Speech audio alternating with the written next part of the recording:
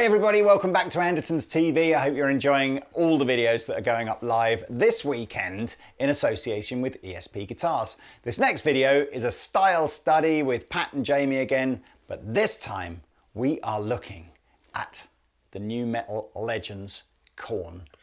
Take it away, Pat and Jamie.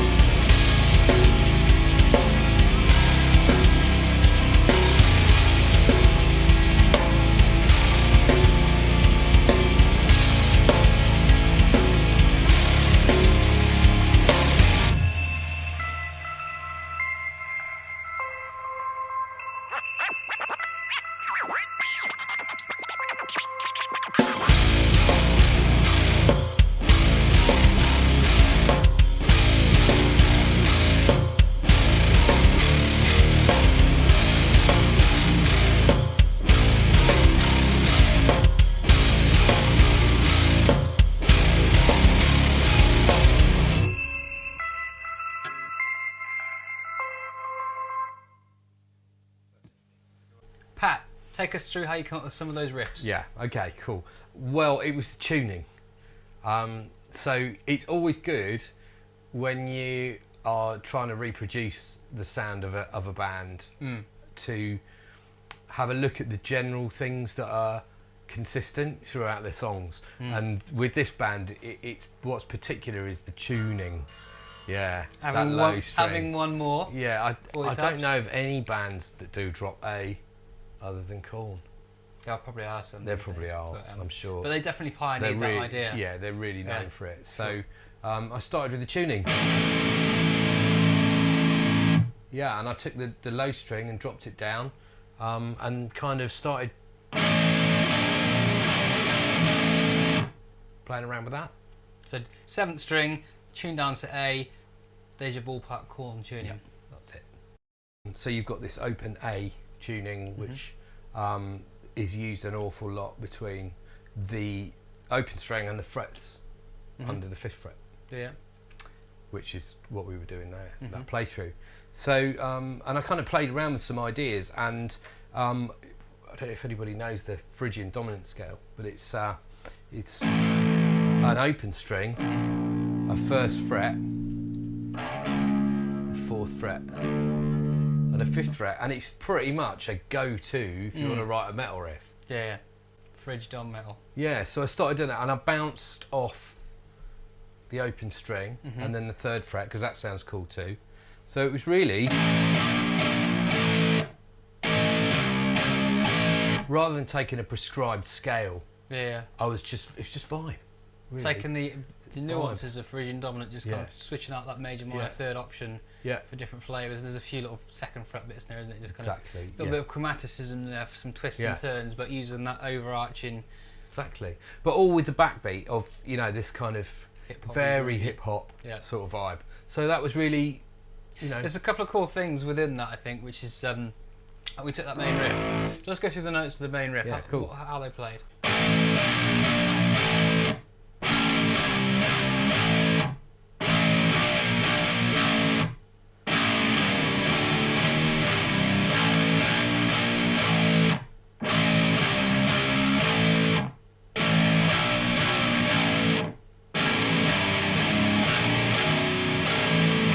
Cool. So the first one, riff. Open 3 5 6 3. Yeah. Open 3 5 6 3. Second one, open 3 4 1 2. Power chords all the way.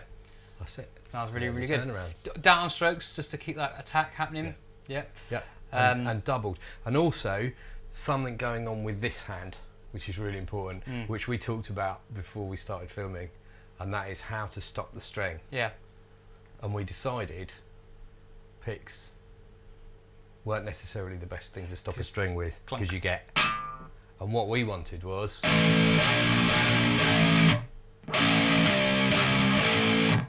Which is. Side of the palm. Side of the palm. So we try that together. Yeah. 1, 2, 3, 4. Turn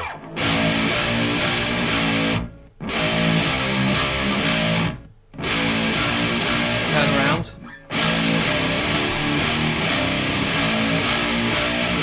Cool.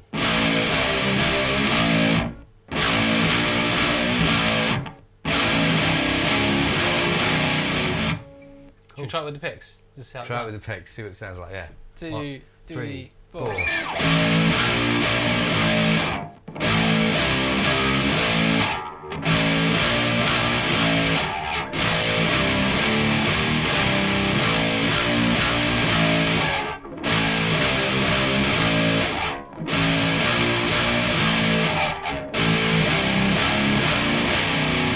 Yeah, not so Kornish. Clunky. Clunky. If I play that part then, because yeah. as the track progresses, that counter phrase comes in, doesn't it, that you're playing. Yeah. So I'll play that part. Yeah, cool. Before we do that though, talk us through what that other part is and how that works, because that's really interesting. It sounds really Cornish. Yeah, it does, yeah. Cool. So the upper part of that riff, which I call the melodic bit, okay, that really is a similar kind of thing. Are using the same pattern that follows the chord. So if you play the open chord, and then up, semitone, up semitone, back down, and then I'm going to the 5th fret,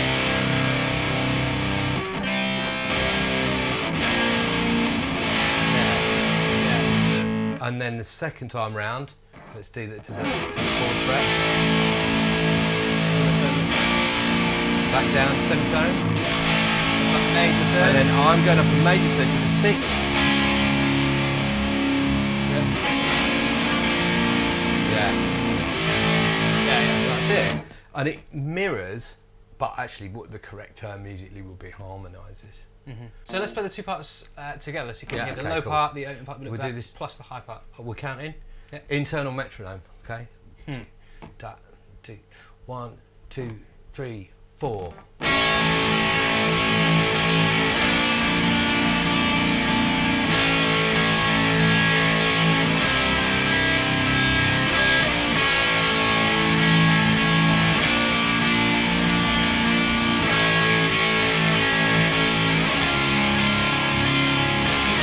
Now the great thing about that is it's just alternate picked. So I'm picking the upper note and the lower note, right? And if you listen to the backing track that I put together, it's the ride cymbal. Great reference. So it's all about the rhythm section. All about the rhythm section. I think that's a really good point when you're playing riffs, rhythm parts, whatever it might be, because we get so locked into what's the guitar doing that we forget to look for common ground between what that's doing and the drums, the bass, other parts within the arrangement. So always listen out for those other things that align with what you're playing, and when you match that and you phrase to that, you'll have way more groove and feel in what you're doing, and you won't feel kind of cut off from the rest of your band you're recording. And it's a great part to play, because when you're using simple things like that, especially when you're starting songs and you first go on stage and you're nervous, it's not like a huge, like massive arpeggio where if you make a mess of it, it's just, okay, you're going to feel horrible for ages. It's a really safe part to play, and it sounds good, and people are going to appreciate it. Totally. You know, lifts that riff out really well. Exactly. Cool. Awesome. That's the notes, obviously, but how do we get the sound? I think that's a cool thing going on with that in terms of sounding like Korn, particularly. Okay, cool. So what I did with that part was I put a slight effect on it. Well, I say a slight effect. I put quite a lot of effect. Yeah. It's not subtle. No.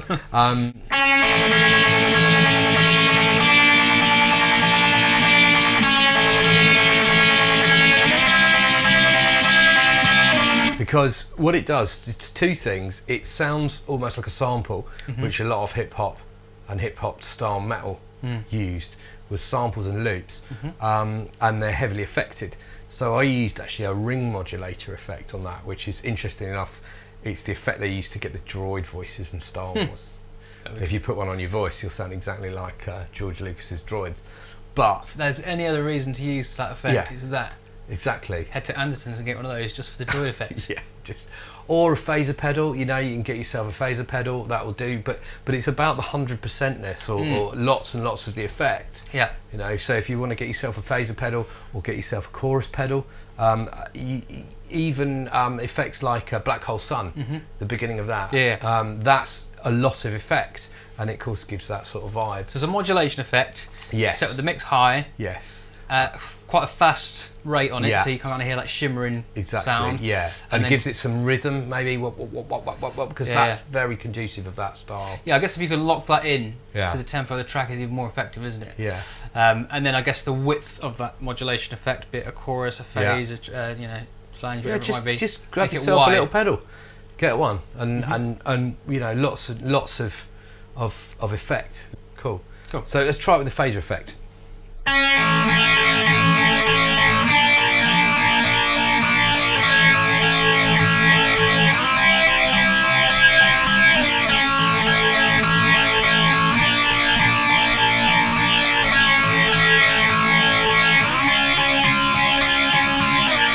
And then we'll put a chorus effect on. Yep.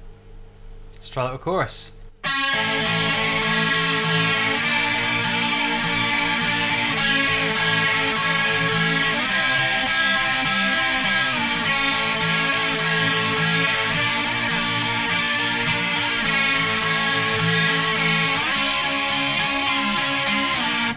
Very nice. Yeah, cool. All usable, aren't they? Grab yourself a pedal.